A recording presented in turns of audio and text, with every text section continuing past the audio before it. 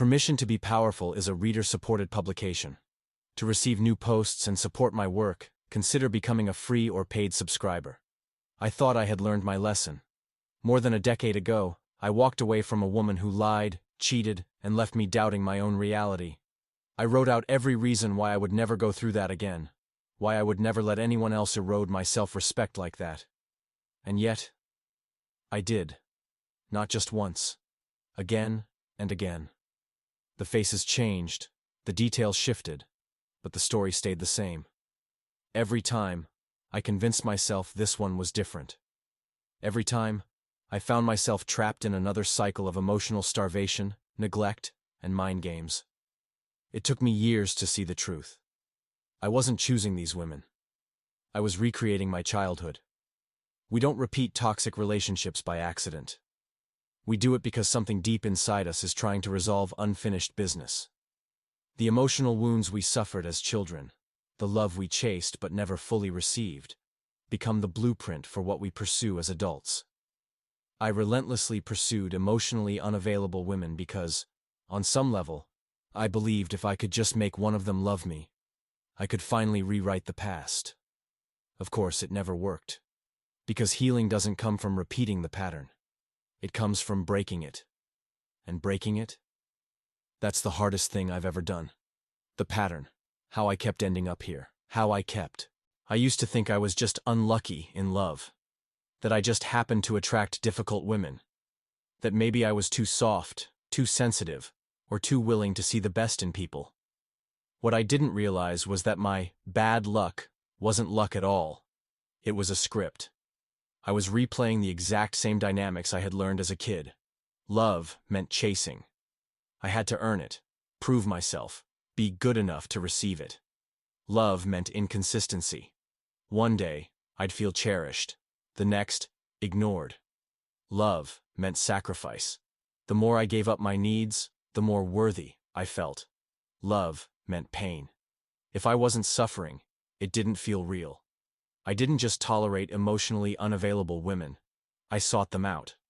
I was drawn to them in ways I didn't fully understand. Their coldness, their detachment, their mixed signals. These things felt familiar. Because they were. My nervous system was wired to crave the kind of love I grew up with.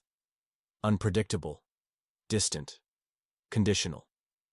If a woman showed up ready to love me fully, without resistance, I'd push her away. I'd find her boring. I'd think, something's off. It's too easy. I wasn't looking for love. I was looking for resolution. But you can't fix the past by repeating it. The illusion of change. Every toxic relationship starts the same way, with a lie. Not her lie. Mine. The lie I told myself that this one was different. That this time I'd finally found someone who could love me the way I wanted to be loved. Eric was the biggest illusion of them all. On the surface, she seemed like an upgrade from past relationships. More serious, more ambitious, more put together.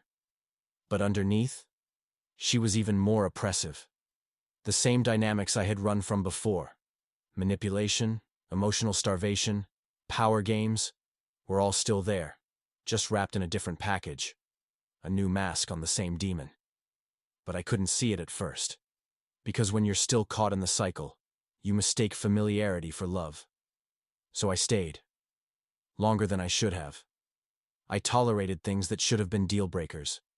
I convinced myself that if I just tried harder, loved better, communicated more, she'd change. But she didn't. Because that's not how this works. The realization. It wasn't about them. It was about me leaving wasn't the hardest part. The hardest part was realizing that I was the common denominator. That's the brutal truth no one wants to face. It's easier to blame them. To call them narcissists, manipulators, users. And sure, maybe they were. But why did I keep choosing them? The answer was painful. Because I didn't believe I deserved better. Not consciously, of course. But deep down, I had accepted the lie that love was something I had to suffer for. That I had to earn. That I had to chase. I had spent my whole life trying to prove my worth to people who could never fully love me. Because that's what I learned as a child. That's when I realized the real work wasn't leaving toxic relationships. The real work was changing what I believed I deserved. Breaking the cycle. So how do you break a pattern that's been running your entire life? Here's what I learned. 1. You have to grieve the past. You can't move forward until you accept that the love you wanted will never come from the people who failed to give it to you. No amount of replaying the past will fix it. 2. You have to retrain your nervous system. If chaos feels like home, healthy love will feel boring at first. Learn to sit with that discomfort. 3. You have to build boundaries with yourself. Not just with others, with yourself. No more excusing bad behavior. No more chasing people who don't choose you. 4. You have to practice receiving love. The hardest thing in the world for people like us isn't giving love. It's receiving it. Let yourself be loved without earning it. That's the real test. Never again. What I know now. I look back at my past relationships now, and I see them for what they were. Lessons I had to learn the hard way. I don't regret them. I don't wish they never happened, because they led me here.